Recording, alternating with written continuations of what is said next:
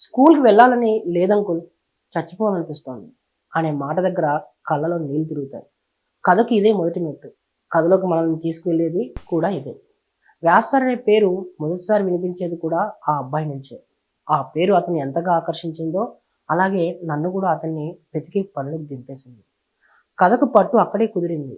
ఒక్కో మెట్టు ఎక్కే కొద్దీ విద్యని వ్యాపారంగా మార్చేసిన వ్యవస్థను గురించి చెప్పే విషయమని మనకు అర్థమైపోతుంది.